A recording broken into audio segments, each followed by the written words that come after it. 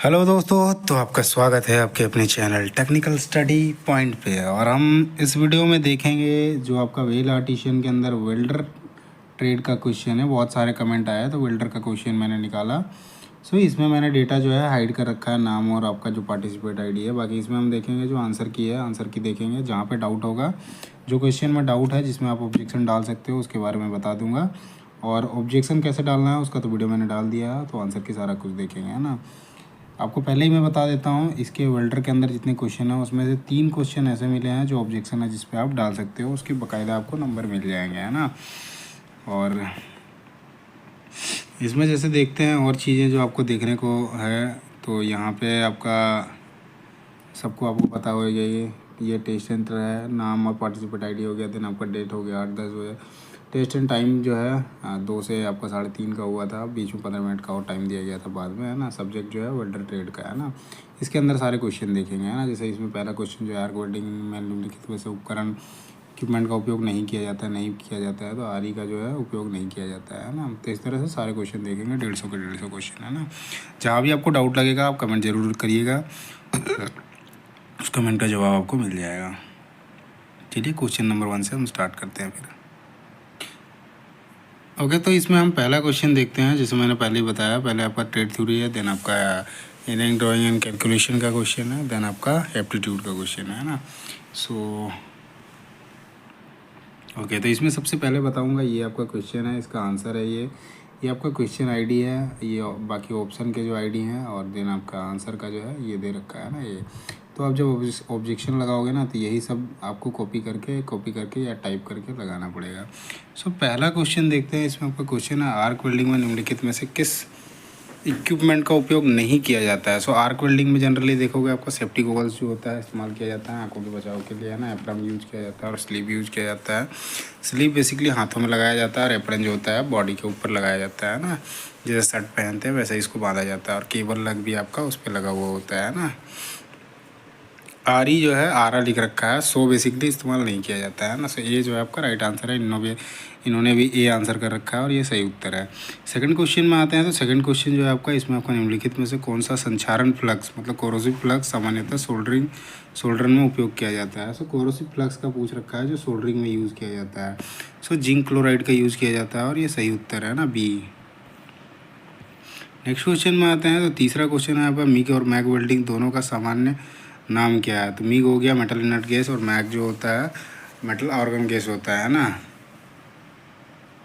Mag जो होता है ना मेटल एक्टिव गैस होता है, और मिग जो होता है मेटल इनर्ट गैस होता है ना। ये दोनों को नाम जानते हैं GMAO करके, है ना। गन मेटल आर्क वेल्डिंग के नाम से जानते हैं ना। ए जो है आपका राइट आंसर है।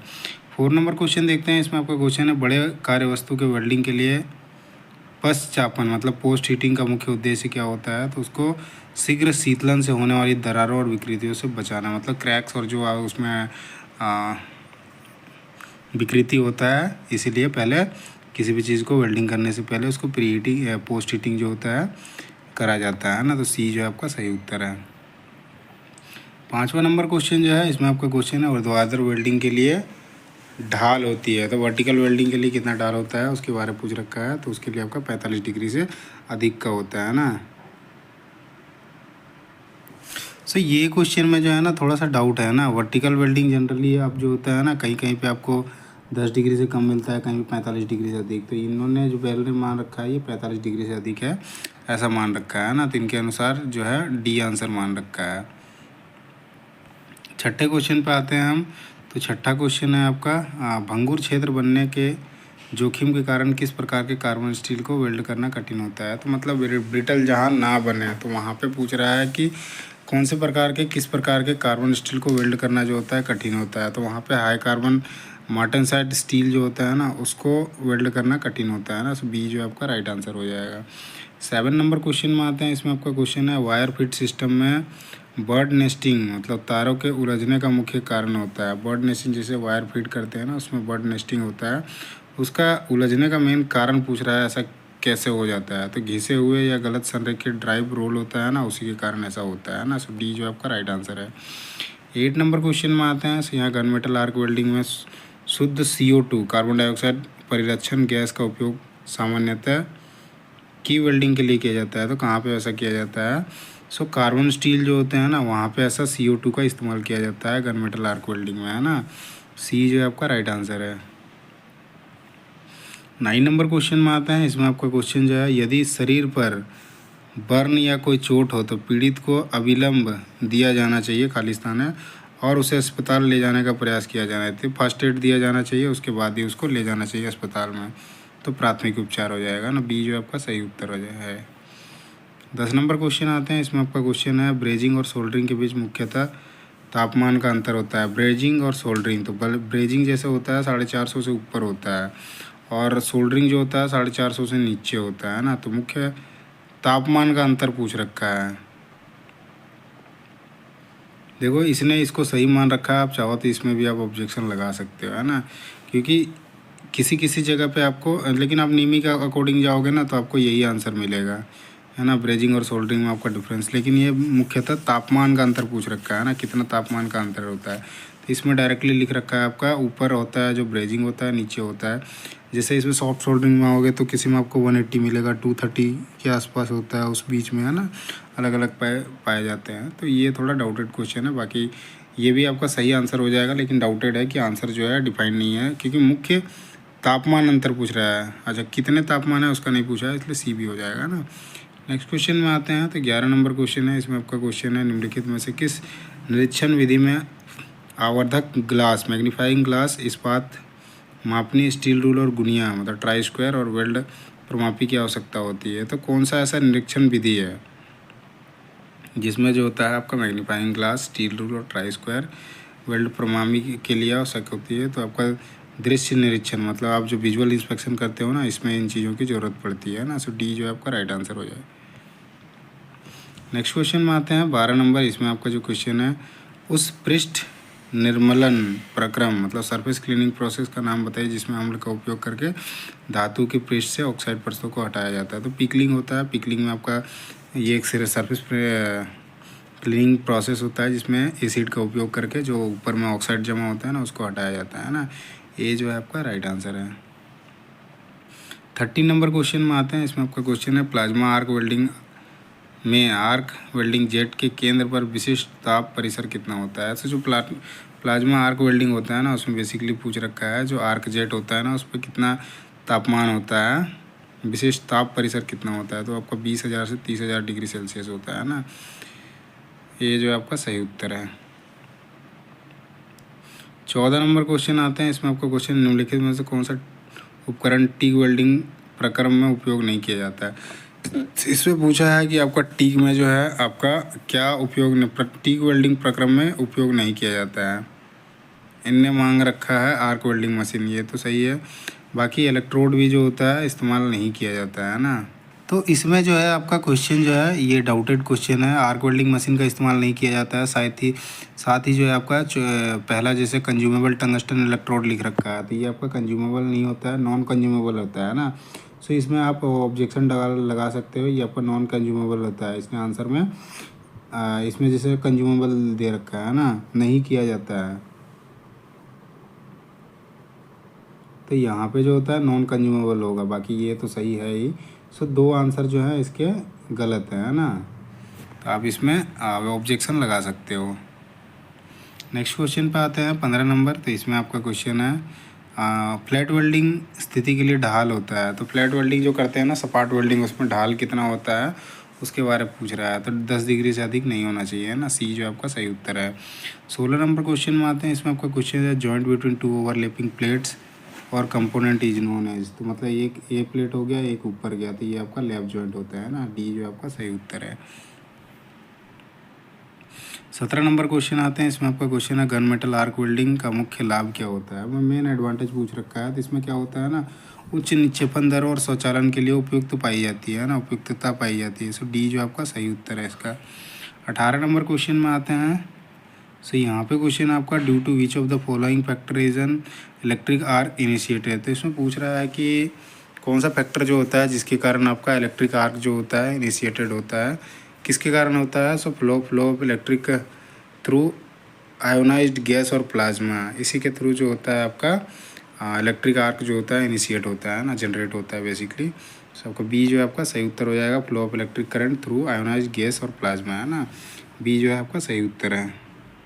ओके देन नेक्स्ट क्वेश्चन देखते हैं। तो नेक्स्ट क्वेश्चन जो आपका 19 नंबर क्वेश्चन है, इसमें आपका क्वेश्चन है which of the following statement define the ionisation process in the context of welding. तो इसमें पूछ रखा है वेल्डिंग के कंटेक्स्ट में कि कौन सा स्टेटमेंट जो है आपका आयोनाइजेशन प्रोसेस को डिफाइन कर रहा है ना। सो ये आपका डी जो है conversion of gas atoms into charge particle. तो आपका डी जो है ये डिफाइन कर रहा है आयोनाइजेशन प्रोसेस को इन कंटेक्स्ट ऑफ वेल्डिंग के रेफरेंस में या कॉन्टेक्स्ट में, है ना। So conversion of gas atoms into charge particle, तो डी जो आपका सही उत्तर है। 20 नंबर क्वेश्चन आते हैं। इसमें आपका क्वेश्चन है slope for horizontal welding position is. So horizontal welding position जो होता है उसमें स्लोप कितने डिग्री का बनता है उसके बारे में पूछ रहा है। तो आपका 10 डिग्री से ज़्यादा नहीं होना चाहिए ना। तो डी जो है आपका सही उत्तर है।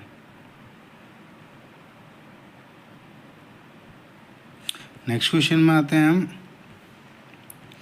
तो इसमें आपका 21 नंबर क्वेश्चन जो है हीलियम परिरक्षण गैस का उपयोग सामान्यतः कौन सा वेल्डिंग के लिए किया जाता है। तो हीलियम गैस जो होता है ना वो आपका एल्यूमिनियम, कॉपर और अलॉय धातु जो होते हैं ना उनके लिए इस्तेमाल किया जाता है, ये है ना। सो सी जो आपका सही उत्तर है। 22 नंबर क्वेश्चन आते हैं। इसमें आपका क्वेश्चन है वेल्डिंग से पहले किनारे मतलब एज बनाने का एक प्राथमिक कारण क्या है। सो वेल्डिंग करने से पहले हम एज बनाते हैं, उसका मेन कारण क्या होता है उसके बारे पूछ रखा है, क्या कारण होता है। तो मेन होता है मजबूती के लिए, मतलब अच्छा मजबूती प्राप्त हो सके उसके लिए। सो आपका डी में दे रखा है जोड़ के लिए आवश्यक मजबूती प्राप्त करने के लिए जो होता है उसमें एज बनाया जाता है। बेसिकली आपका जैसे बट वेल्डिंग करोगे, है ना, ऐसे जैसे बट वेल्डिंग करोगे, है ना, तो यहाँ पे ना एज बनाया जाता है ये वाला, जिससे ये बढ़िया से जॉइंट फेलियर हो सके। सो डी जो है आपका सही उत्तर है। देन अगला क्वेश्चन में आते हैं 23 नंबर। इसमें आपका क्वेश्चन है वेल्डिंग से पहले इलेक्ट्रोड को बेकिंग करना क्यों आवश्यक है। तो मतलब वेल्डिंग करते हैं ना तो उससे पहले क्या करते हैं हम इलेक्ट्रोड को बेकिंग करते हैं, तो वो क्यों आवश्यक है उसके बारे में पूछ रखा है। तो मेन रीज़न बेकिंग करने का जो होता है कि हाइड्रोजन प्रेरित जो दोष उत्पन्न करने वाले जल को हटाने के लिए जो होते हैं बेकिंग किया जाता है ना। सी जो आपका सही उत्तर है। 24 नंबर क्वेश्चन में आते हैं हम। इसमें आपका क्वेश्चन है आर्क वेल्डिंग एक प्रकार की वेल्डिंग विधि है। तो कैसी आर्क वेल्डिंग जो है किस प्रकार की एक वेल्डिंग विधि है। तो आपका फ्यूजन है ना। सो ये जो है आपका सही उत्तर है। 25 नंबर क्वेश्चन आते हैं। तो इसमें आपका क्वेश्चन है ऑक्सी एसिटिलीन गैस वेल्डिंग प्रक्रम में ऑक्सीजन और एसिटिलीन की ज्वाला द्वारा उत्पन्न किया जा सकने वाला अधिकतम तापमान है। सो इसमें पूछ रखा है मैक्सिमम जो टेम्परेचर जनरेट होता है ऑक्सी एसिटिलीन गैस के अंदर वो कितना होता है उसके बारे में पूछ रखा है। तो 3200 है इसमें से ऑप्शन में, ऐसे होता तो ये 3300 तक जाता है ना, क्योंकि न्यूट्रल फ्लेम जो होता है उसका आपका होता है। सो ये 3200 जो होता है ये आपका न्यूट्रल फ्लेम को होता है ना, और कार्बोराइजिंग का जो होता है वो आपका 3100 होता है, और 3300 जो होता है वो आपका ऑक्सीडाइजिंग का होता है ना। सो ए जो है आपका सही उत्तर है। नेक्स्ट क्वेश्चन पे आते हैं 26 नंबर क्वेश्चन। इसमें आपका क्वेश्चन है coating factor in welding electrode. तो वेल्डिंग इलेक्ट्रोड में जो होता है कोटिंग फैक्टर किस चीज़ इज इक्वल्स टू क्या होता है। सो आपका कोटिंग डायामीटर और कोर वायर डायामीटर उसको डिवाइड कर, मतलब coating diameter divided by core wire होता है डायामीटर। तो आपका डी जो है आपका सही उत्तर है। 27 नंबर क्वेश्चन देखते हैं। इसमें आपका क्वेश्चन है कि किसी परिपथ में धारा के प्रवाह के लिए उत्तरदायी विद्युत दाब को क्या कहा जाता है। तो किसी परिपथ में मतलब किसी आपका एक वायर हो गया तो वो परिपथ हो गया, तो वहाँ पे करंट का जो होता है फ्लो होता है, तो उसके लिए क्या वो बोल रहा है कि उत्तरदायी विद्युत दाब को क्या कहा जाता है। तो उसको विद्युत वाहक बल कहा जाता है ना। सी जो आपका सही उत्तर है। 28 नंबर क्वेश्चन आते हैं। इसमें आपका क्वेश्चन है which of the following element of welding symbol if use में given information on specification and the welding process use है। तो इसमें पूछा है कि कौन सा ऐसा इनमें से जो है कौन सा एलिमेंट है जो वेल्डिंग सिंबल यदि हम यूज़ करते हैं वो जो होता है सम इन्फॉर्मेशन देता है जो स्पेसिफिक होता है वेल्डिंग प्रोसेस का। तो टेल जो होता है वो देता है ना। बाकी रेफरेंस लाइन जो क्या होता है ना, किसी चीज़ को रेफरेंस लेके हम वहाँ से वेल्डिंग करते हैं, तो टेल जो है आपका सही उत्तर। बाकी जैसे देखोगे ना तो यहाँ पे इसमें और भी आ जाएगा, क्योंकि जो वेल्डिंग प्रोसेस में होता है ना सिंबल का बात कर रहा है। जैसे इसमें आपका फिनिश सिंबल का आता है ना, रूट ओपनिंग साइज इसका नहीं आता, टेल का आता है। रेफरेंस लाइन का भी ओके। सो टेल जो है आपका राइट आंसर हो जाएगा, है ना। डी जो होता है सही होता है ना, सही है।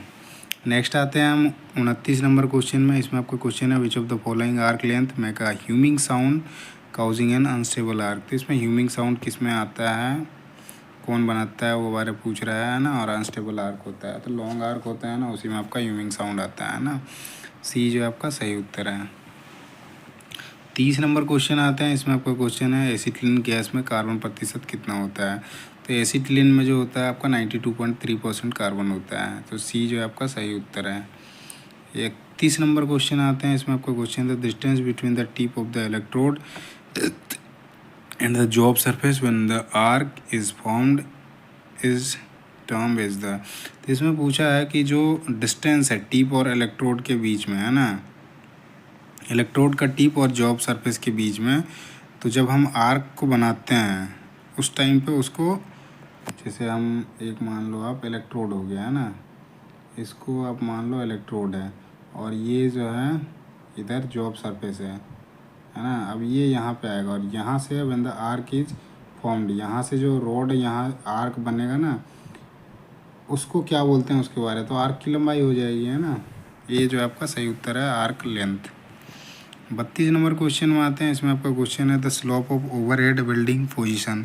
तो ओवरहेड वेल्डिंग पोजीशन में जो स्लोप होता है वो कितने डिग्री का होता है, उसके बारे में पूछा है। तो 45 डिग्री से ज़्यादा नहीं होना चाहिए, है ना। डी जो है आपका सही उत्तर है।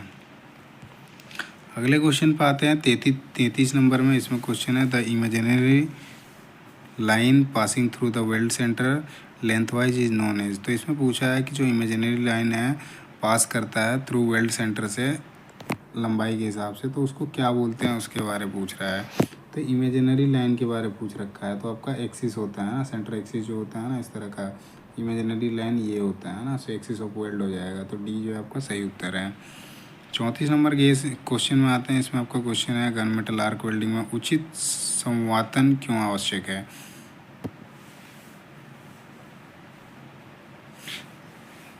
कभी कभी हिंदी जो है ना ये इतना ज़्यादा लिख देता है कि थोड़ा समझने में परेशानी होती है। तो बेसिकली ये पूछ रखा है गन मेटल आर्क वेल्डिंग जो होता है उसमें मेन संवातन क्यों आवश्यक होता है, उचित संवातन क्यों आवश्यक होता है, उसके बारे में पूछा है। तो मेन इसका रीज़न जो होता है, जैसे वेल्डिंग घूम और गैसों को हटाने के लिए जो होता है उसमें उचित संवातन जरूरी होता है ना। सो बी जो आपका सही उत्तर है। 35 नंबर क्वेश्चन में आते हैं। इसमें आपका क्वेश्चन है वेल्डिंग कार्य के तापमान की जांच करने के लिए सामान्यतः उपयोग किए जाने वाला उपकरण है। सो वेल्डिंग कार्य के जो होता है पूर्व तापमान की जांच करने के लिए जो सामान्यतः उपयोग किए जाने वाला उपकरण होता है वो आपका वैक्स क्रायॉन्स होता है ना। सो जिसको मोप क्रायॉन बोलते हैं हिंदी में। तो आपका डी जो आपका सही उत्तर है। अगले क्वेश्चन पे आते हैं आपका 36 नंबर पे। इस पे आपका क्वेश्चन है the TIG welding process is not suitable for which metal. तो टीग वेल्डिंग जो होता है कौन से मेटल के लिए सुटेबल नहीं होता है, उसके बारे में पूछा है। तो टीग वेल्डिंग से हम जिंक की वेल्डिंग नहीं कर सकते हैं ना, ये जो आपका सही उत्तर है। अगले क्वेश्चन पे आते हैं 37 नंबर क्वेश्चन। इसमें आपका क्वेश्चन है वेल्डिंग से पहले ढलवा लोहे मतलब कास्ट आयरन की कार्य वस्तु के पूर्व तापन का मुख्य उद्देश्य पूछा है कि क्यों वेल्डिंग से पहले कास्ट आयरन को पहले ही हम प्री हीटिंग करते हैं। तो उसका मेन कारण जो होता है विरूपण के कारण होने वाली दरारों को कम करना, ये मेन कारण होता है कि कास्ट आयरन में ज़्यादा हीट दोगे या ज़्यादा फोर्स लगा देते हैं ना तो वो फट जाता है ना, विरूपण हो जाता है, टूट जाएगा। तो उसी चीज़ को या दरार को कम करने के लिए उसमें प्री हीटिंग करा जाता है, बाद में उसमें फिर हम वेल्डिंग करते हैं। तो बी जो आपका है सही उत्तर है।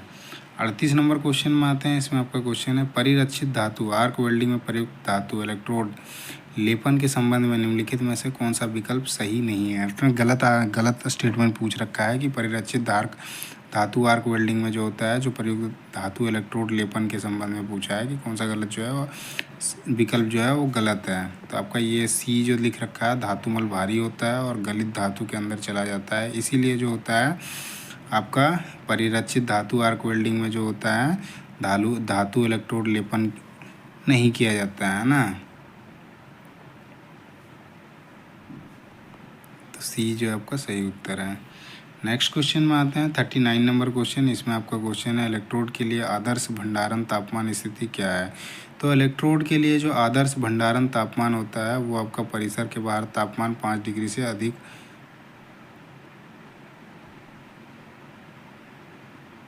बी जो आपका सही उत्तर है ना। 40 नंबर क्वेश्चन में आते हैं। इसमें आपका क्वेश्चन है गैस टंगस्टन आर्क वेल्डिंग मतलब GTAW प्रक्रिया को दूसरा और किस नाम से जाना जाता है उसके बारे में पूछ रहा है। तो गैस टंगस्टन आर्क वेल्डिंग को टिक वेल्डिंग के भी नाम से जानते हैं, जो टंगस्टन या गैस वेल्डिंग के नाम से भी जानते हैं ना। बी जो आपका सही उत्तर है। 41 नंबर क्वेश्चन में आते हैं। इसमें आपका क्वेश्चन है कि फिगर के द्वारा दिखाया गया है कि विच of the following type of butt weld joints on in the figure. तो ये फिगर में जो दिखाया गया है इसका नाम पूछ रखा है। तो ये आपका स्क्वायर बट जॉइंट है ना। तो सी जो है आपका सही उत्तर है। अगले क्वेश्चन में आते हैं। अगला क्वेश्चन जो है आपका गैस टंगस्टन आर्क वेल्डिंग प्रक्रिया में किस प्रकार के इलेक्ट्रोड का उपयोग किया जाता है। Gas tungsten arc welding process में जो इलेक्ट्रोड इस्तेमाल किया जाता है वो नॉन कंज्यूमेबल टंगस्टन इलेक्ट्रोड होता है। ये क्वेश्चन देखो यहाँ पे आपको मिल गया है ना, जो आपका 14 नंबर क्वेश्चन में देखे थे कि क्या इस्तेमाल नहीं किया जाता है ना। क्या इस्तेमाल नहीं किया जाता है, और इसमें पूछा है उपयोग किया जाता है। तो उपयोग जो होता है आपका नॉन कंज्यूमेबल टंगस्टन इलेक्ट्रोड का किया जाता है ना। नेक्स्ट क्वेश्चन पे आते हैं। 43 नंबर क्वेश्चन जो है आपका निम्नलिखित में से किस DC आर्क वेल्डिंग मशीन में जनरेटर पेट्रोल या डीजल इंजन द्वारा परिचालित होता है ना। DC आर्क वेल्डिंग मशीन में पूछ रखा है जनरेटर पेट्रोल डीजल द्वारा परिचालित होता है। तो आपका इंजन जनरेटर सेट जो होता है वो आपका डीजल या पेट्रोल से चलित होता है ना, उससे चलाया जाता है इसको। सी जो आपका सही उत्तर है। अगले क्वेश्चन पे आते हैं। 44 नंबर क्वेश्चन है कि what type of fire extinguisher is generally recommended near gas metal arc welding station. जो आपका gas metal arc welding station होता है तो वहाँ पे जो फायर एक्सटिंग्विशर जनरली रिकमेंड किया जाता है कि पास में रहना चाहिए, तो वो कौन सा रहना चाहिए आपका CO2 टाइप का है ना, कार्बन डाइऑक्साइड टाइप का। ये आपका ABC तीनों में इस्तेमाल किया जा सकता है। अगले क्वेश्चन में आते हैं। ये आपका 45 नंबर क्वेश्चन है। इसमें पूछा है gun metal arc welding setup का भाग निम्नलिखित में से क्या नहीं है। गन मेटल आर्क वेल्डिंग में जो होता है फ्लक्स लेपित इलेक्ट्रोड नहीं होता है। ये जो है आपका सही उत्तर है। नेक्स्ट आते हैं 46 नंबर क्वेश्चन। इसमें आपका क्वेश्चन है कि कौन सी नासात्मक परीक्षण NDT है ना विधि वेल्ड निरीक्षण का स्थायी रिकॉर्ड प्रदान करती है। इसमें पूछा है कि कौन सा विनाशात्मक परीक्षण जो होता है नॉन डिस्ट्रक्टिव टेस्ट बेसिकली इसमें वेल्ड निरीक्षण का स्थायी रिकॉर्ड प्रदान करती है। तो आपका रेडियोग्राफिक जो होता है ये आपका नॉन डिस्ट्रक्टिव टेस्ट होता है ना। बी जो है आपका सही उत्तर है। 47 नंबर क्वेश्चन आते हैं। इसमें आपका क्वेश्चन है निम्नलिखित में से कौन सा सामान्य आर्क वेल्डिंग में प्रयुक्त विद्युत आर्क के लिए एक विशिष्ट ताप परास को निरूपित करता है। तो सामान्य आर्क वेल्डिंग में जो विद्युत आर्क के लिए विशिष्ट ताप जो होता है आपका 3000 से लेकर 6000 डिग्री सेल्सियस तक होता है ना। बी जो आपका सही उत्तर है। अगले क्वेश्चन में आते हैं 48 नंबर क्वेश्चन। इसमें आपका क्वेश्चन है कि प्लाज्मा आर्क कटिंग की प्राथमिक क्रियाविधि क्या है। तो प्लाज्मा आर्क वेल्डिंग में कटिंग की जो प्राथमिक क्रियाविधि है वो आपका गलन और वाष्पीकरण है ना। समटाइम ये ऑक्सीकरण और दहन भी होता है ना। इसका जो है आपका ए ही सही होगा। गलन और वाष्पीकरण जो है ये आपका सही क्रियाविधि है ना। प्राथमिक में जो क्रियाविधि है वो आपका गलन और वाष्पीकरण का ही होता है। पहला जो है आपका सही उत्तर है। 49 नंबर क्वेश्चन आते हैं। इसमें आपका क्वेश्चन है इन AWS welding wire codes classification. जैसे इसमें AWS welding wire codes classification होता है जिसमें से आपका E71T-1। तो इसमें से T जो है किस चीज़ को इंडिकेट कर रहा है उसके बारे में पूछ रहा है ना। तो T जो है आपका ट्यूबुलर फ्लक्स कोड इलेक्ट्रोड को दिखाता है ना। तो D जो आपका सही उत्तर है। 50 नंबर क्वेश्चन आते हैं। इसमें आपका क्वेश्चन है कि गैस वेल्डिंग एक प्रकार की वेल्डिंग विधि है। तो ये आपका फ्यूजन वेल्डिंग होता है ना। ये जो है आपका सही उत्तर है संलग्न वेल्डिंग। 51 नंबर क्वेश्चन में आते हैं। इसमें आपका क्वेश्चन है निम्नलिखित में से कौन सी सावधानी विद्युत प्रघात से सुरक्षा हेतु अपनाई जाने वाली सावधानियों में शामिल नहीं है। इसमें पूछा है कि कौन सी सावधानी जो है विद्युत प्रघात से सुरक्षा हेतु अपनाई जाने वाली सावधानियों में शामिल नहीं है मीन्स गलत पूछ रखा है ना। कौन सा नहीं किया जाता है ना, नहीं करना शामिल नहीं है मतलब नहीं करना चाहिए। और आंसर जो दे रखा है कि विद्युत तारों का उपयोग कपड़ों के हैंगर के रूप में नहीं किया जाना चाहिए। चलो ये तो ठीक है। और ये आपका बी नंबर जो लिख रखा है, विद्युत कार्य करने वाले व्यक्तियों को ढीले कपड़े, खुली आस्तीन वाले या धातु के आभूषण पहनने चाहिए। ये नहीं किया जाना चाहिए, ये तो समझ में आ रहा है, शामिल नहीं है ना। ये जो है ये काफ़ी ज़्यादा सूटेबल लग रहा है कि आपका जो है आभूषण नहीं पहनने चाहिए, है ना, जब भी आप वो विद्युत कार्य करते हो उस टाइम में, क्योंकि जो आभूषण पहनते हो ना वो इलेक्ट्रिकल कंडक्टर की तरह वो काम करते हैं, जिसके कारण इस चीज़ को नहीं करना चाहिए। बाकी इनने दे रखा है कि विद्युत तारों का उपयोग कपड़ों के हैंगर के रूप में नहीं किया जाना चाहिए, तो ये तो शामिल है कि नहीं किया जाना चाहिए। तो बी जो है इस पर आप ऑब्जेक्शन लगा सकते हो, है ना, बी पे, है ना। अगले क्वेश्चन में आते हैं, इनने बी ही मार रखा है आंसर। सो 52 नंबर क्वेश्चन है, इसमें आपका which of the following arc length cause more spatter indicate and wastage of an electrode metal, है ना। इसमें से कौन सा जो है आर्क लेंथ जिसमें आपका जो है ज़्यादा मैटर स्पैटर आता है और साथ ही आपका इंडिकेट करता है वेस्टेज ऑफ इलेक्ट्रोड मेटल का, तो लॉन्ग आर्क में आता है, ऐसा है ना। सो पहला जो आपका सही उत्तर है। 53 नंबर क्वेश्चन में आते हैं, इसमें आपका क्वेश्चन है which of the following can cause an undercut in welding. तो मेन कारण पूछ रखा है अंडरकट होने का, तो आपका ज़्यादा करंट देते हो ना उस केस में आपका अंडरकट आता है ना। सो पहला जो आपका सही उत्तर है current too high. Next question में आते हैं। सो नेक्स्ट क्वेश्चन जो है आपका 54 नंबर क्वेश्चन, इसमें आपका है डीसी वेल्डिंग के लाभ के संबंध में निम्नलिखित में से कौन सा गलत है। तो गलत स्टेटमेंट पूछ रखा है, तो गलत आपका बी जो है आपका, यही आपका सही उत्तर है। इसका उपयोग लौह धातुओं के वेल्डिंग के लिए सफलतापूर्वक किया जाता है, लेकिन अलौह धातुओं की वेल्डिंग के लिए नहीं किया जाता है ना। सही है, यही जो है आपका गलत है ना, बी जो है राइट आंसर है। नेक्स्ट क्वेश्चन में आते हैं 55 नंबर क्वेश्चन, इसमें आपका है वेल्डिंग में ओवरलैप क्या है। सो वेल्डिंग में ओवरलैप का मतलब क्या होता है, एक धातु जो होती है उसके ऊपर एक और धातु जो है वो आपका होती है, जैसे मूल धातु के ऊपर बहती हुई गलित धातु, तो ये आपका ओवरलैप होता है ना। ऐसे जनरली जाओगे ना तो आपका एक मेटल के ऊपर एक है ना, तो यहाँ पर गलित धातु लिख दिया है। सो डी जो है आपका सही उत्तर है। 56 नंबर क्वेश्चन देखते हैं, इसमें क्वेश्चन है जब इलेक्ट्रोड से गलित धातु मूल धातु के पृष्ठ पर बिना उसमें संगलित फ्यूज हुए प्रवाहित होती है, तो निम्नलिखित में से कौन सा वेल्डिंग दोष प्रकट होता है। तो यही आपको ओवरलैप का ही आएगा, है ना। बिना बिना फ्यूज हुए, बिना मतलब गले हुए आप उसके ऊपर जाएगा तो ओवरलैप तो पहले कर ही रहा है, तो ओवरलैप ही आ रहा है, तो उसमें आपका सही नहीं आ रहा है ना। सो आपका ये जो है आपका सही उत्तर है। नेक्स्ट क्वेश्चन में आते हैं 57 नंबर क्वेश्चन है, इसमें आपका क्वेश्चन है एसी वेल्डिंग सप्लाई में क्या होता है। तो उसमें आपका जो होता है लो वोल्टेज होता है और हाई करंट होता है, ये आपका ले रखा है ना डी में, लो वोल्टेज हाई करंट, है ना, मतलब निम्न वोल्टेज उच्च एम्पियर। डी जो है आपका सही उत्तर है। बस ये उल्टा कर दिया है ना, पहले निम्न वोल्टेज फिर हाई एम्पियर, लेकिन इनने लिख रखा है कि हाई एम्पियर लो वोल्टेज, वो एक्चुअली होता है लो वोल्टेज से हाई करंट में जाता है ना। सो डी जो है आपका राइट आंसर है। नेक्स्ट क्वेश्चन में आते हैं 58 नंबर क्वेश्चन में, गन मेटल आर्क वेल्डिंग जो है गैस मेटल आर्क वेल्डिंग के लिए तार के व्यास का चयन करते समय कौन सा कारक सबसे महत्वपूर्ण है। तो जब हम गैस मेटल आर्क वेल्डिंग करते हैं तो उस टाइम जो वायर डायमीटर का जो सिलेक्शन करते हैं, तो उसमें से मुख्य कारण पूछ रखा है सबसे ज़्यादा महत्वपूर्ण क्या है। सो जो हम जिस पे हम वेल्डिंग करेंगे ना सबसे ज़्यादा उस पर डिपेंड करता है, तो वही आधार धातु की मोटाई कितनी है उसके हिसाब से हम वायर डायमीटर का चयन करते हैं ना। सी जो है आपका सही उत्तर है।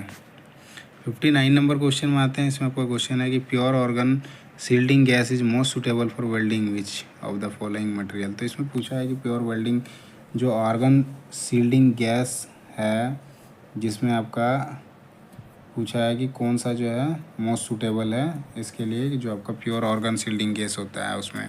सो एल्यूमिनियम और नॉन फेरस के लिए इस्तेमाल किया जाता है प्योर ऑर्गन सील्डिंग गैस का, है ना। डी जो आपका सही उत्तर है। नेक्स्ट आते हैं 60 नंबर क्वेश्चन, इसमें आपका क्वेश्चन है कि पुल टाइप वायर फीड सिस्टम। तो पुल टाइप वायर फीड सिस्टम में जो होता है ड्राइव रोल कहाँ पर स्थित होता है उसके बारे में पूछा है। तो वेल्डिंग गन के भीतर आपका पुल टाइप वायर फीड सिस्टम अवस्थित होता है ना, ये जो आपका सही उत्तर है।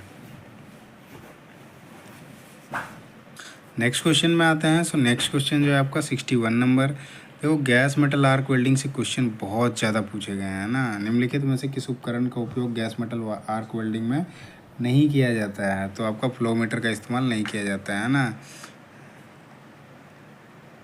टंगस्टन इलेक्ट्रोड का किया जाता है क्योंकि वो नॉन कंज्यूमेबल में इस्तेमाल किया जाता है ना, फ्लोमीटर का इस्तेमाल नहीं किया जाता है ना। सी जो आपका सही उत्तर है। 62 नंबर क्वेश्चन में आते हैं। इसमें आपका क्वेश्चन है, निम्नलिखित में से कौन सी डिवाइस जो है उपकरण में गैस की ज्वाला को रोकने अथवा उसके प्रवाह को उत्क्रमित करने के लिए ऑक्सी ईंधन वेल्डिंग के साथ फिट की जाती है। तो इसमें बेसिकली डिवाइस का नाम पूछ रखा है ना कि कौन सा जो है ज्वाला को रोकने अथवा प्रवाह को उत्क्रमित करता है। तो फ्लैशबैक अरेस्टर जो होता है उसमें ऐसा होता है ना, इसलिए ऐसे ऑक्सी एसिटिलीन वेल्डिंग जो होता है उसके साथ फिट किया जाता है ना फ्लैशबैक अरेस्टर को। तो सी जो आपका सही उत्तर है। नेक्स्ट क्वेश्चन में आते हैं 63 नंबर। इसमें आपका क्वेश्चन है कि वेल्डिंग में मिग का फुल फॉर्म क्या है। फुल फॉर्म पूछ रखा है। सो मेटल इनर्ट गैस होता है ना, ये जो आपका सही उत्तर है। 64 नंबर क्वेश्चन में आते हैं। इसमें आपका क्वेश्चन है वेल्डिंग में अत्यधिक अंतर्वेशन एक्सेसिव पेनेट्रेशन से क्या तात्पर्य है। सो एक्सेसिव पेनेट्रेशन का जो मतलब होता है मेन उसका ग्रुप जॉइंट होता है, रूट में जो होता है जमा होने की आवश्यकता अधिक गंभीरता होती है। तो सी जो आपका सही उत्तर है। खांचेदार रूट की रूट में संलग्न की आवश्यकता से अधिक गंभीरता होना है ना, सी जो आपका सही उत्तर है। अगले क्वेश्चन पर आते हैं 65 नंबर। इसमें आपका क्वेश्चन है गन मेटल आर्क वेल्डिंग में प्रयुक्त इलेक्ट्रोड जो होता है वो किस तरह का होता है ना। तो कंज्यूमेबल बेयर मेटल वायर होता है ना, क्षयी अनावृत धातु तार होता है जो आपका इलेक्ट्रोड इस्तेमाल किया जाता है गन मेटल आर्क वेल्डिंग में है ना, सी जो आपका राइट आंसर है। नेक्स्ट क्वेश्चन में आते हैं। आपका क्वेश्चन जो है 66 नंबर क्वेश्चन। इसमें जो दी गई आकृति में निम्नलिखित में से किस प्रकार के टक्कर वेल्ड जोड़ को दर्शाया गया। तो इसमें देखोगे ना डबल यू है ना, इस साइड से भी बन रहा है, इस साइड से भी बन रहा है। सो ये आपका डबल यू है, तो सी जो आपका सही उत्तर है। नेक्स्ट क्वेश्चन देखते हैं 67 नंबर। इसमें आपका क्वेश्चन है निम्नलिखित में से किसमें रिजु ध्रुवता मतलब स्ट्रेट पोलैरिटी का उपयोग किया जाता है। तो स्ट्रेट पोलैरिटी का जो उपयोग किया जाता है जो आपका बेयर लाइट कोटेड इलेक्ट्रोड होता है उसके द्वारा किया जाता है ना। सो आपका डी जो आपका सही उत्तर हो जाएगा। अनावृत अल्प विलेपित इलेक्ट्रोड द्वारा वेल्डिंग, उसमें आपका स्ट्रेट पोलैरिटी का उपयोग किया जाता है ना। नेक्स्ट क्वेश्चन में आते हैं तो 68 नंबर क्वेश्चन देखते हैं। इसमें आपका क्वेश्चन है so which type of joint is shown in the given figure. तो ये आपका जो है ये जो जॉइंट बन रहा है ये आपका टी शेप में है, इसके बारे में पूछता है तो ये फिलेट होता है ना। जॉइंट पूछ रखा है तो आपका टी जॉइंट हो जाएगा, सी जो आपका राइट आंसर है। नेक्स्ट क्वेश्चन में आते हैं तो 69 नंबर क्वेश्चन है। इसमें आपका बड़े पैमाने पर उत्पादन में वेल्डिंग के लिए कौन सी परीक्षण विधि सामान्यतः अधिक लागत प्रभावी है। तो बड़े पैमाने पर जहाँ पर वेल्डिंग में उत्पादन किया जाता है तो उसमें जो परीक्षण विधि सामान्यतः उपयोग की जाती है उसमें अधिक लागत किस में आता है। सो नॉन डिस्ट्रक्टिव टेट का जो उपयोग करके चेक किया जाता है ना उसमें ज़्यादा लागत आती है ना। सो डी जो आपका राइट आंसर है। एनडीटी का उपयोग करके प्रतिचयन निरीक्षण है ना।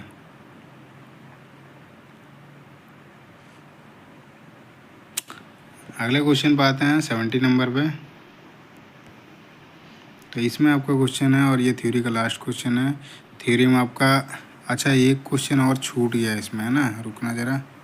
ये जो है आपका 61 नंबर का क्वेश्चन जिसमें आपका निम्नलिखित में से किस उपकरण का उपयोग gun metal arc welding gas metal arc welding में नहीं किया जाता है।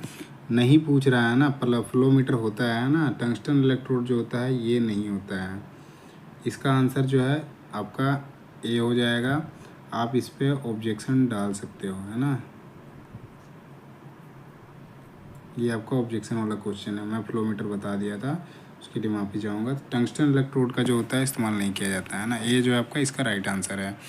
आते हैं अब 70 नंबर क्वेश्चन में। 70 नंबर क्वेश्चन देखते हैं। इसमें आपका क्वेश्चन है कि किसी पदार्थ का वह गुण जिसके कारण वह उसमें प्रवाहित होने वाली विद्युत धारा का विरोध करता है मतलब प्रतिरोध ही करता है, वो क्या कहलाता है। तो विद्युत प्रतिरोध जो होता है वो कहलाता है। जो प्रवाह विद्युत धारा का जहाँ प्रवाह हो रहा है और उसको प्रतिरोध करता है मतलब विरोध करता है तो वो प्रतिरोध होता है ना, सी जो आपका राइट आंसर है। नेक्स्ट आते हैं जो आपका इंजीनियरिंग ड्राइंग और वर्कआउट्स ऑफ कैलकुलेशन के क्वेश्चन है। इसमें जो आपका पहला क्वेश्चन है सेट स्क्वायर जो होता है उपयोग करके कौन सा मानक कोण बनाया जा सकते हैं। तो सेट स्क्वायर में आपका 30 डिग्री होता है, 30 और 45 का एक अलग होता है, 30-60 का होता है और जिसमें 90 भी होता है ना। सो पहला जो आपका सही उत्तर है। दूसरे क्वेश्चन में आते हैं ठोस और तरल पदार्थ के बीच ऊष्मा संचरण की विधा मुख्य रूप से होती है, वो कैसी होती है। तो ठोस और तरल में तो उसमें आपका संवहन विधि होता है ना, सी जो आपका राइट आंसर है। क्योंकि यहाँ पे जो है ना ऊष्मा अंतरण का बात कर रहा है ना, ठोस से तरल में, है ना। सॉलिड टू सॉलिड जो होता है ये आपका चालन होता है, और जो गैस में होता है वो विकिरण होता है ना। बाकी संवहन जो होता है ठोस से तरल में होता है। तो सी जो है इसका राइट आंसर है। नेक्स्ट क्वेश्चन में आते हैं। तो सेकंड क्वेश्चन जो है इसमें आपका पूछ रखा है कि 1 केजी में ब्रिटिश यूनिट में परिवर्तित करें। तो 1 केजी के बारे में पूछ रखा है ना। तो 1 केजी जो होता है 2.25 होता है, मतलब इसको निकालोगे ना तो आपका 454 ग्राम के करीब होता है, आपका 1 पाउंड होता है। तो ये आप इस तरह से आपका 2.2 पाउंड जो मिला के आपका 1 केजी के बराबर आता है। तो सी जो है इसका राइट आंसर हो जाएगा। नेक्स्ट क्वेश्चन आते हैं 4 नंबर। इसमें आपका क्वेश्चन है which of the following statement is incorrect regarding estimation of recruitment of material, है ना। तो इसमें गलत स्टेटमेंट पूछ रखा है। जो हम किसी चीज़ का एक लागत निकालते हैं कि लगभग में कितना लागत आएगा, तो इसका डी जो है आपका राइट आंसर हो जाएगा। Estimate are not required in the invitation of tender and quotation. जरूरी नहीं है कि आपको टेंडर को बुला कर उसको बताओ, उसको बस उससे क्या होता है ना, उससे हम डील करते हैं आप कितना में करके दोगे। उसको ये चीज़ नहीं बताया जाता है कि हमने करना है तो इसका कितना लागत लगेगा, बस उसको हम पूछते हैं कितना लगाओगे, उसके हिसाब से फिर टेंडर और कोटेशन कराया जाता है ना। तो ये आपका गलत है ना, डी जो आपका राइट आंसर है। नेक्स्ट क्वेश्चन में आते हैं 5 नंबर। इसमें आपका क्वेश्चन है 50 केजी वजन वाले एक खाली ड्रम एक दुकान के फर्श पे विराम अवस्था में है। यदि 15 केजी का बल इसे गतिशील करे तो घर्षण गुणांक ज्ञात करें। इसमें आपको फॉर्मूला लगाना पड़ेगा। जैसे एक खाली ड्रम है ना, अब इसको क्या कर रहे हैं हम कि 15 केजी का उसमें फोर्स लगा रहे हैं। तो फोर्स इज इक्वल्स फोर्स हो गया, और ये मास दिया हुआ है, तो mass F is equals to ma करके होता है। तो हमारा हो जाएगा 50 दाएँ 500, और ये 50 पचे 250 है ना, 750 हो जाएगा। तो घर्षण गुणांक इसका फॉर्मूला लगेगा। ओके, तो इसका सॉल्यूशन के लिए क्या होगा ना कि हम जैसे ये हमारा मास दिया हुआ है और ये हमारा फोर्स दिया हुआ है ना, सो जैसे इसमें हो जाएगा, एक पहले निकालते हैं कि आपको इसको न्यूटन में चेंज करना है। तो 15 गुना करेंगे पहले, एफ का वैल्यू ये हो गया, तो F इंटू जी करेंगे, है ना, फर्स्ट में। तो ये आपको 15 गुना 9.8 करेंगे, है ना। सो ये आ जाएगा आपका 147 न्यूटन, है ना।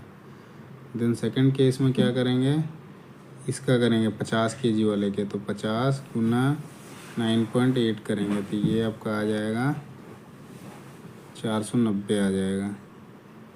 अब हमारा घर्षण गुणांक निकालना, घर्षण गुणांक जो होता है म्यू होता है, सो F/F हो जाएगा, है ना।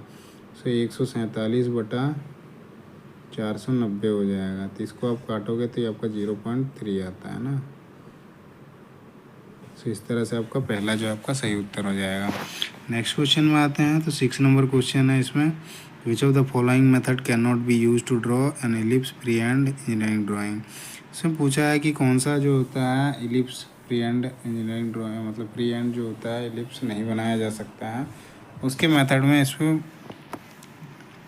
कौन सा नहीं इस्तेमाल कर सकते हैं उसके बारे में पूछ रखा है ना। सो ट्रायंगल मेथड यूज़ करके आप नहीं बना सकते हो by making a triangle in this circle. So C जो आपका राइट आंसर है। 7 नंबर क्वेश्चन में आते हैं। इसमें आपका क्वेश्चन है BIS के अकॉर्डिंग ये क्वेश्चन पूछ रखा है कि SP46 2003 जो है what is the correct method for folding a drawing sheet. तो ये आपका डी जो दे रखा है ये आपका सही उत्तर है। Fold symmetrically to tie block invisible, है ना, डी जो आपका राइट आंसर है। 8 नंबर क्वेश्चन में आते हैं। इसमें आपका क्वेश्चन है कि निम्नलिखित में से कौन सा ऊष्मा का प्रभाव नहीं है। तो द्रव्यमान में परिवर्तन नहीं होता है ऊष्मा के कारण, है ना, ये जो आपका राइट आंसर है, बाकी सारे हो जाते हैं। 9 नंबर क्वेश्चन में आते हैं। इसमें आपका क्वेश्चन है कि BIS ISO मानकों के अनुसार मानक ड्राइंग सीट जैसे A0 1 2 3 4 कैसे प्राप्त किए जाते हैं। जो पिछली सीट की लंबी भुजा होती है ना उसको आधा करके निकाला जाता है ना। सबको पहला जो आपका सही उत्तर है।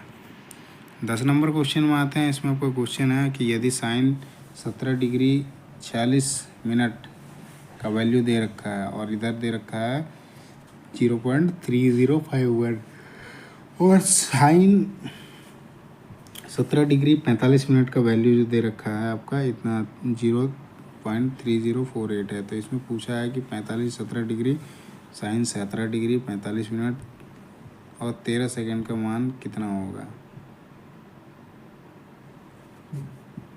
तो देखो दोनों में आपका 3 का डिफरेंस है ना, पॉइंट में 3 का डिफरेंस है, एक में 1 सेकंड में। तो यहाँ पे 13 सेकंड है, 13 तिया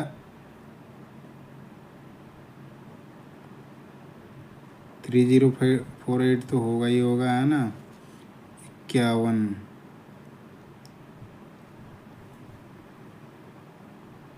45 के बाद है ना, 48 प्लस इधर हम करते हैं 13 तिया 39, 48 तो होगा ही होगा, 48 में यही वाला ऑप्शन में है ना, तो 65 हो जाएगा कि सी जो आपका राइट आंसर है। 11 नंबर क्वेश्चन में आते हैं। इसमें कोई क्वेश्चन है कि यदि 400 kg भार की 75% दक्षता वाली एक मशीन द्वारा उठाया जाता है तो यांत्रिक लाभ गणना वेगानुपात 6 कितना होगा, इसके बारे में पूछा है ना। तो इसका जो सॉल्यूशन होगा, इसमें क्वेश्चन देखते हैं। तो 75% दक्षता वाली मशीन द्वारा भार उठाया जाता है, यांत्रिक लाभ पूछ रखा है, वेगानुपात क्या होगा। 75% का मतलब क्या होता है, 0.75 है ना, और वेलोसिटी रेशियो दे रखा है 6 का। इसको गुना यदि हम करते हैं तो ये हमारा 6 × 30, 6 × 42,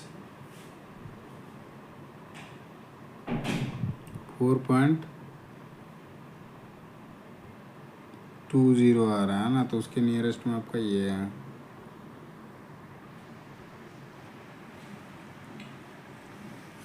सी जो आपका राइट आंसर हो जाएगा। नेक्स्ट क्वेश्चन में आते हैं। नेक्स्ट क्वेश्चन जो है 12 नंबर, इसमें आपका क्वेश्चन है कि what is the correct way of viewing an engineering drawing sheet. तो इंजीनियरिंग ड्राइंग शीट जो होता है उसका करेक्ट मेथड पूछ रहा है देखने का। उसमें हम क्या करते हैं कि टाइटल ब्लॉक जो बॉटम कॉर्नर में होता है उसको राइट कॉर्नर में होना चाहिए, है ना। ये आपका सही है। पहला जो आपका सही उत्तर है। 13 नंबर क्वेश्चन में आते हैं। इसमें आपका क्वेश्चन है what does axillary dimension indicate in engineering drawing. तो इंजीनियरिंग ड्राइंग में जो होता है एक्सिलरी डायमेंशन किससे इंडिकेट करा जाता है उसके बारे में पूछ रहा है। तो उसके लिए dimension provide the reference only, ये जो है आपका सही उत्तर है ना। डायमेंशन जो होता है वो रेफरेंस खाली देता है ना।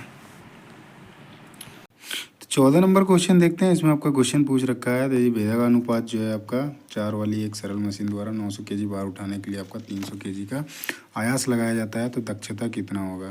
देखो ये आपका लोड है और ये एफर्ट है, तो आप ऐसे ही निकाल दो तो ये आपका 300 900/300 करेंगे। ये आपका 3 आ गया है ना।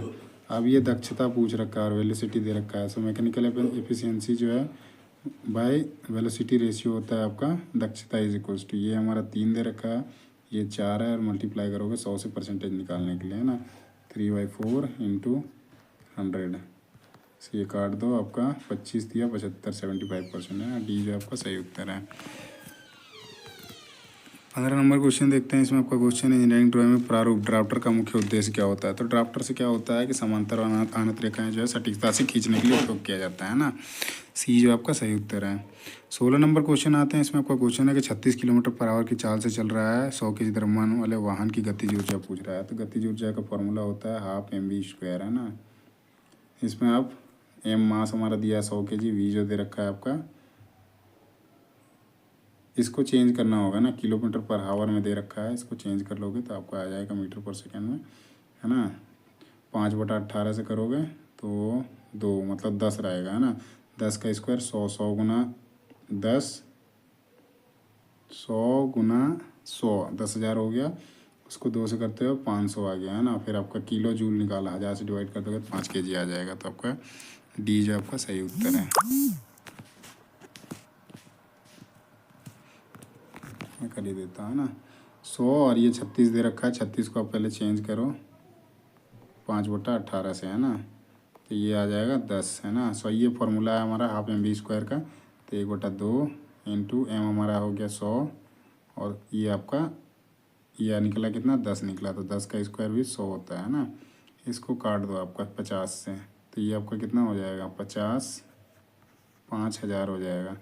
इसको किलो जूल में पूछ रखा है, तो 1000 से डिवाइड कर दो इसको, 1000 इंटू 5, 5000 होता है ना।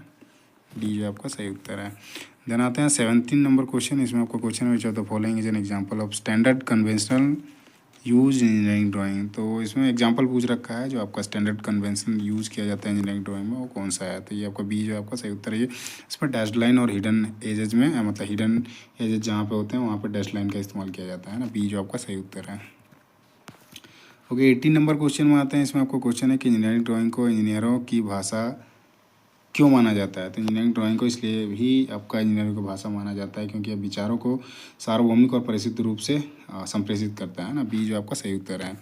19 नंबर क्वेश्चन आते हैं। इसमें आपका क्वेश्चन है कि क्षैतिज समतल पर 300 kg भार को 30 kg बल की आवश्यकता पड़ती है ना। तो घर्षण गुणांक पूछ रखा है। तो घर्षण गुणांक जो होता है आपका, उसका फॉर्मूला जो होता है, लोड होते मतलब फोर्स होता है, और जो आपका लोड लग रहा है ना, जो लोड लग रहा है वो आपका घर्षण गुणांक होता है ना। सो फोर्स हमारा कितना है, 30 है, और ये आपका 300 kg का है। तो काट दोगे तो 0.1 आ जाएगा, है ना। सो आपका डी जो आपका सही उत्तर है। 20 नंबर क्वेश्चन में आते हैं। इसमें आपको क्वेश्चन है 150 मीटर लंबे एक आयरन ब्रिज का तापमान 20 डिग्री है। यदि तापमान 40 डिग्री हो तो ब्रिज की लंबाई कितनी होगी। ये आपका टेम्परेचर वेरी कर रहा है 20 से 40 डिग्री। इसमें तापीय प्रसार गुणांक दे रखा है। ये थोड़ा क्वेश्चन जो है ना सॉल्यूशन में लंबा जाएगा। बाकी आपका आंसर जो है ये आपका दे रखा है डी, ये आपका राइट आंसर है ना। बेल ने जो माना है वही राइट आंसर है। 21 नंबर क्वेश्चन में आते हैं। इसमें निम्नलिखित में से कौन सी स्प्लैश लुब्रिकेशन की विधि है ना। पहले तो आपका ये सिलेबस से बाहर का है, तो ये आपका ऑब्जेक्शन का क्वेश्चन है ना। इस पे आप ऑब्जेक्शन कर सकते हो इस क्वेश्चन पे ना, आउट ऑफ सिलेबस करके। तो स्प्लैश लुब्रिकेशन के लिए उसको जो होता है आपका रिंग ऑयलिंग का होता है। इसमें पावर ट्रांसमिशन में गियर जो होते हैं, गियर में लुब्रिकेशन के लिए जो होता है इस तरह का इस्तेमाल किया जाता है। स्प्लैश लुब्रिकेशन जो होता है उसी को रिंग ऑयलिंग भी कहा जाता है ना। डी जो आपका सही उत्तर है। बाकी आप इस पर ऑब्जेक्शन डाल देना, और ऑब्जेक्शन में आप ये डालना कि आउट ऑफ सिलेबस है ना। 22 नंबर क्वेश्चन देखते हैं। इसमें पायरोमीटर को भी क्या कहा जाता है, दूसरा क्या कहा जाता है उसके बारे में पूछ रहा है। तो पायरोमीटर का जो होता है विकिरण तापमान भी कहा जाता है ना। ये जो आपका सही उत्तर है। 23 नंबर क्वेश्चन आते हैं। इसमें आपको क्वेश्चन है कि विच of the following instrument is not usually include in drawing instrument box. तो इसमें पूछ रखा है कि कौन सा जो होता है इंस्ट्रूमेंट जो कि आपका ड्राइंग इंस्ट्रूमेंट बॉक्स में नहीं रखा जाता है। सो मल्टीमीटर जो होता है नहीं रखा जाता है, इसके लिए स्पेशल बॉक्स आता है ना। नेक्स्ट क्वेश्चन आते हैं 24 नंबर। इसमें आपका क्वेश्चन है चाल और वेग से संबंधित निम्नलिखित से कौन सा विकल्प गलत है। चाल और वेग से पूछ रखा है ना। तो वेग में परिमाण दिशा दोनों होता है, ये आपका सही उत्तर। ये सदिश राशि होता है और चाल जो है एक अदिश राशि है ना।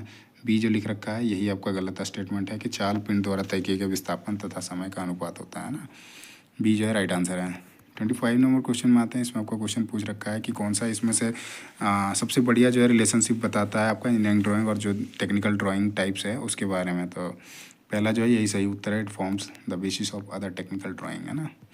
नेक्स्ट क्वेश्चन आते हैं 26 नंबर क्वेश्चन। इसमें आपका क्वेश्चन है कि मुक्त हस्त से समबाहुभुज बनाने के लिए निम्नलिखित में से किस विधि का उपयोग नहीं किया जाता है। समबाहुभुज मतलब जिसके भुजा जो है समान होंगे, उसका कौन सा विधि का उपयोग नहीं किया जाता है उसके बारे में पूछ रहा है ना।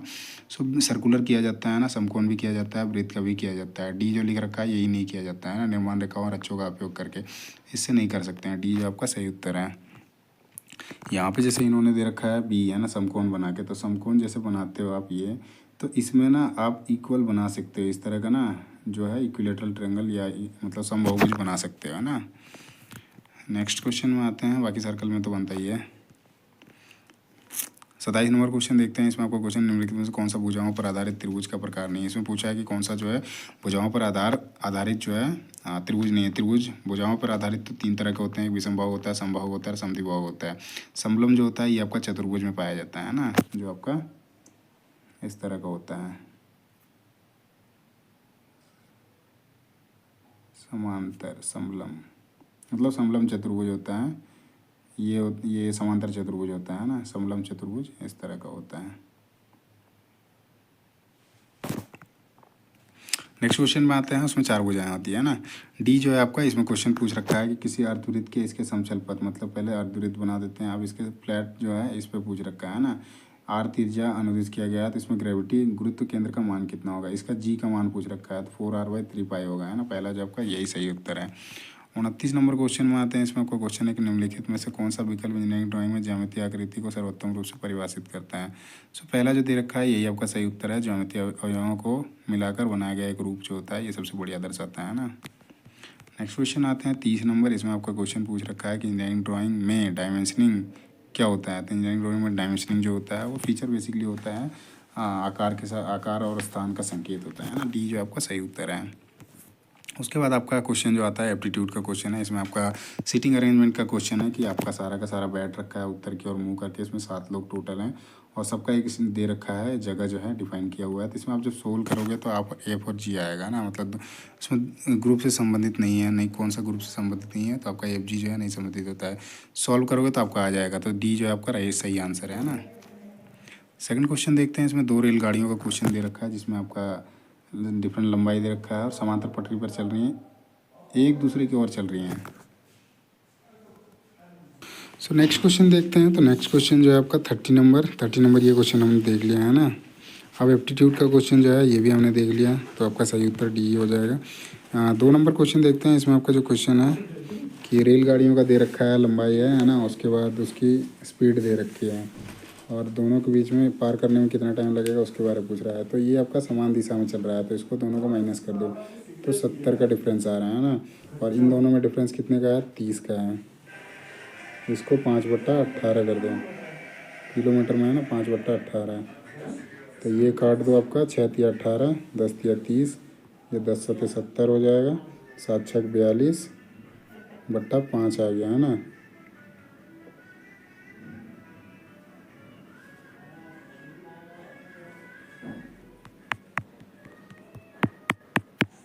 ये गलत हो गया कुछ है ना इसमें। ओके, इसका क्वेश्चन देख लेना है ना, सॉल्यूशन सही नहीं आ रहा है मेरे से। दोबारा करके देख लेता हूँ इसमें है ना, फिर बताता हूँ। ये क्वेश्चन जो है ना ये गलत लग रहा है ना, क्योंकि वैल्यू जो है ना आ नहीं रहा है जितना आना चाहिए, क्योंकि ये समांतर दिशा में बोल रहा है। इंग्लिश में है नहीं, लिखा हुआ नहीं। तो इंग्लिश में जिन्होंने कर रखा होगा इंग्लिश में एक बार चेक कर लेना इसका वैल्यू। यदि ये जो है अपोजिट डायरेक्शन में होगा ना तो फिर आपका आंसर जो है उसके हिसाब से ये हो सकता है कि 14.8 दे रखा होगा। तो हिंदी के हिसाब से ये नहीं आ रहा है ना। नेक्स्ट क्वेश्चन में आता है थर्ड क्वेश्चन। ये सिंपल कैलकुलेशन करने का है ना। इससे डिवाइड करो 13, माइनस करो 6 में डिवाइड 1 हो गया, 6 में मतलब 6 1 हो गया है ना। इधर 10 में -1 9 और 64 में 9 घटा दोगे तो आपका बच जाएगा 55 और 11 66। सी जो आपका सही उत्तर है। सो एक दुकानदार का पूछ रखा है 200 रुपये एक किताब खरीदता है, 20 रुपये पेंटिंग खर्च करता है, 250 रुपये हम उसको बेच देता है, मतलब प्रॉफिट परसेंटेज पूछ रखा है ना। सो देखो उसका टोटल खर्च जो हुआ 220 रुपया हुआ है ना, और 250 में बेचा है ना, तो 30 रुपये का प्रॉफिट कमाया उसने। किस पे, 220 रुपये पे। इसको काट दो 100 से, ये गया 11 दूनी 22, 5 दूनी 10 है ना। 30 बचे 150 डिवाइडेड बाई 11 करो, 13.6 आ जाएगा है ना। सी जो आपका सही उत्तर है। 5 नंबर क्वेश्चन है। इसमें आपका किस वार्षिक दर से 8,000 रुपया जो है 4 वर्षों के साधारण ब्याज में 3200 हो जाएगा। तो 4 साल में, तो 1 साल में आपका 800 रुपया, तो 10% में 1 साल का 800 रुपया होगा है ना। ऐसे आप सॉल्व करते थे। एसआई का जो फार्मूला होता है PRT/100 है ना। एसआई हमारा 3200 है, पी हमारा 8,000 है, आर हमारा पता नहीं है और टी हमारा 4 साल दिया है, डिवाइडेड बाई 100 करेंगे ना। ये 2 शून्य यहाँ पे कट जाएगा, इधर से 1 शून्य काट देते हैं और 8 चौका 32 40 और इसको 4 दाएँ 40, तो 10% डायरेक्टली आ गया ना। ओके, नेक्स्ट क्वेश्चन देखते हैं 6 नंबर। इसमें आपका क्वेश्चन है निम्नलिखित में से कौन सा 25 और 35 के बीच स्थित सहभाज्य संख्याओं का युग्म है ना। 35 से 25 के बीच में देखोगे तो आपका 29 और 34 ही जो है उसके बीच में है ना। अच्छा 27 भी है, लेकिन सहभाज्य पूछ रखा है तो आपका सही उत्तर हो जाएगा जो सहभाज्य है ना। बाकी जैसे देखते हैं 3×9 = 27, 10 दिया 30, 3 से कट रहा है, ये 2 से कट रहा है, ये भी 3 से कट रहा है। ऊपर वाले जो है 29 34 ये नहीं कट रहा है ना, इसीलिए आपका पहला जो है सही उत्तर हो जाएगा। 7 नंबर क्वेश्चन आते हैं। इसमें आपका क्वेश्चन है सलमा अपनी कक्षा में ऊपर से 12वें स्थान पे है और नीचे से 10वें स्थान पे है। 10 12 इसने पूछ रखा है टोटल कितना है ना। तो 12 10 22 हो जाएगा, और ये खुद वो वेनिस्ट है तो एक माइनस कर दो तो 21 हो जाएगा। सी जो है आपका सही उत्तर है। 8 नंबर क्वेश्चन है, इसमें आपका क्वेश्चन है दी गई श्रृंखला में प्राचीन स्थान पर क्या आएगा। इसमें पूछ रखा है क्वेश्चन मार्क में क्या आएगा। डिफरेंस देखते हैं तो कितने कितने का डिफरेंस है, तो 66 है, 212 है, तो टोटल यहाँ 54 का है। देन इसमें देखते हैं तो 62 है, तो 38 और 12 50, मतलब 4 का डिफरेंस आ रहा है ना। पहले 54 था, फिर 50 आया, अब अगला जो आएगा 46 आएगा, देन आपका 42 आएगा, देन 38, 38 माइनस करो, 38 और 36 74 होता है ना। ये जो आपका राइट आंसर हो जाएगा। नेक्स्ट क्वेश्चन आते हैं, ये कथन और निष्कर्ष से क्वेश्चन है। इसमें क्वेश्चन भी पूछ रखा है, कुछ मोब जो है टैब हैं, टब हैं, कोई टब जो है कैप नहीं है, कुछ मोप कैप हैं, ये मोप कैप हो ही नहीं सकता है ना, गलत है। दूसरा जो है कुछ टब मोप हैं, तो कुछ टब जो है मोप हैं, तो ये आपका सही हो जाएगा दूसरा वाला। तो यही आपका केवल निष्कर्ष दो जो है अनुसरण करता है। 10 नंबर क्वेश्चन आते हैं, इसमें आपका क्वेश्चन है कि 10 और 70 का तृतीय अनुपाती पूछ रखा है। तो 10 से 70 जो है 7 गुना है, और इसका 7 गुना निकालोगे 70 का तो 490 आएगा ना, डी जो आपका सही उत्तर है। 11 नंबर क्वेश्चन आते हैं, इसमें आपका के का 30% 25 के 3600% से कम है, तो के का मान ज्ञात कीजिए। वैल्यू पुट करो, आपका सीधा आ जाएगा ना। के का जैसे के का 30% 3/10 हो गया है ना, बराबर 25 के 3600 है ना, 25 का 36 से 15 कम है, इसको सॉल्व करो, आपका के का वैल्यू आ जाएगा। सो दे रखा है 2950, तो यही आपका आएगा है ना। 12 नंबर क्वेश्चन आता है, इसमें आपका क्वेश्चन है कि 8,000 रुपये पर 5% वार्षिक दर से 2 वर्षों के लिए वार्षिक रूप से संयोजित चक्रवृद्धि ब्याज साधारण ब्याज के बीच अंतर क्या होगा। देखो सिंपल हम निकालते हैं, जैसे सिंपल इंटरेस्ट निकालते हैं, 8 25 40, 40 दूनी 800 है ना। 800 तो आएगा आपका सिंपल इंटरेस्ट है ना, 5% के रेट से 2 साल में। आप SI CI निकालते हैं कंपाउंड इंटरेस्ट, तो इसमें आपका 400 रुपये आएगा पहले साल है ना। जैसे 8,000 का 5% निकालोगे तो ये आपसे 400 आएगा, और 400 का 5% निकालोगे तो ये 20 आएगा। इसको मल्टीप्लाई कर दो, ये आपका 800 प्लस 20 है ना, तो ये आपका 820 हो जाएगा। दोनों में डिफरेंस कितना है, 20 का है, तो यही आपका पूछ रखा है, तो 20 आपका राइट आंसर है। 13 नंबर क्वेश्चन आते हैं, इसमें आपका क्वेश्चन है कि एक शंकु की तिर्यक ऊंचाई दे रखी है 85 सेंटीमीटर, उसके वृत्त आधार की त्रिज्या दे रखी है 13 सेंटीमीटर। शंकु का आयतन पूछ रखा है, तो इस तरह से आपका शंकु बनता है। इसमें ये तिर्यक ऊंचाई दे रखी है 85 है ना, और ये इसका रेडियस है r बराबर 13 है ना। तो पहले इसका एच निकाल लो आप, आपका आंसर आ जाएगा। फिर बाद में फार्मूला पुट करना है, इसमें 1/3 पाई स्क्वायर एच है ना। सॉल्यूशन लंबा जाएगा, तो आपका आंसर जो है बी जो है यही राइट आंसर है। 14 नंबर क्वेश्चन है, ये आपका निश्चित तर्क का संबंध दे रखा है, तो इसका ये लंबा क्वेश्चन है, तो इसका आंसर जो दे रखा है यही आपका सही उत्तर है ना। बी इन्होंने भी लगा रखा है, सही उत्तर है ना। अगले क्वेश्चन में ये भी सेम उसी तरह से है, लंबा क्वेश्चन है, बाकी इसमें ये चीज़ ध्यान देना, 1 और 3 गणित संक्रियाएं नहीं होनी चाहिए। तो आपका 24 जो है यही आपका आएगा, तो डी जो है राइट आंसर है। इनका आंसर भी आपका यही लगा रखे हैं। इसमें आपका सीटिंग अरेंजमेंट का क्वेश्चन है ना। इसमें 7 लोग हैं जो बैठे हुए हैं है ना, एक के ऊपर एक बैठे, एक के ऊपर एक रखा गया है ना, और मतलब जैसे बैठे थे। अब यहाँ पे इस तरह से ऊपर नीचे वाला केस है, एक के ऊपर इसको आप बिठाओगे तो आपका एम जो है सही उत्तर आ जाएगा, डी जो है राइट आंसर है। 17 नंबर जो है ये आपका मल्टीप्लिकेशन का है, जैसे 55 और 30 का दिख रखा है, 80 और 55 का दिख रखा है ना। 25 का डिफरेंस आ रहा है, तो 25 का डिफरेंस किस में और में है, 10 और 35 में ही है ना। डी जो है वही सही उत्तर है। 18 नंबर क्वेश्चन देखते हैं, इसमें आपका 7 लोग जो है एक सीधी पंक्ति पर उत्तर की ओर मुंह करके बैठे हैं, इधर की ओर 7 लोग, 3 4 5 6 7 लोग हैं ना। अब इसमें अरेंज करोगे कहाँ कहाँ बैठे हैं, तो उसके हिसाब से आंसर जो है आपका डी जो है राइट आंसर हो जाएगा है ना।